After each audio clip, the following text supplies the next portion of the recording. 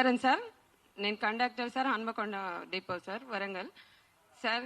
మేము మా చిన్న చిన్న చిన్న చిన్న పొరపాటులకు మా ఉద్యోగాలను తీసేసి మీరు పెద్ద పెద్ద స్కామ్లు చేస్తున్నారు సంజయ్ గారు సార్.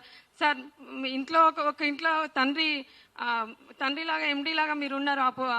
పిల్లలు తప్పు చేస్తే తండ్రి వాళ్ళకి ఆ తప్పు క్షమించమని చెప్తారు సార్. మేము ప్రజల మధ్యలో ఉంటాం సార్. చిన్న చిన్న పొరపాట్లు జరిగినాయి సార్. ఆ పొరపాట్లను మీరు సరిదిద్దే ఎండీస్తో హోదాలో ఉన్నారు సార్. మీరు వెళ్ళి కలిస్తే కనీసానికి కలవడానికి కూడా లేదు సార్. మెడలు బట్టి బయటికి నెట్టేపిస్తున్నారు సార్. మీరు ఏబట్టి మా పిల్లలు రోడ్డు మీదకి వచ్చారు సార్. మా పిల్లలు చావులు తిండి పెట్టుకోలేని పరిస్థితిలో ఉన్నాం సార్. మేమందరం కలిసి మీరు కనీసానికి మా మీద దయ చూడండి సార్. మా మీద పగబట్టకండి సార్. మీ దండం పెడతాం. ఇసుక మీద బ్రహ్మాస్త్రం లాగా మీ ప్రతాపం మా మీద చూపకండి సార్.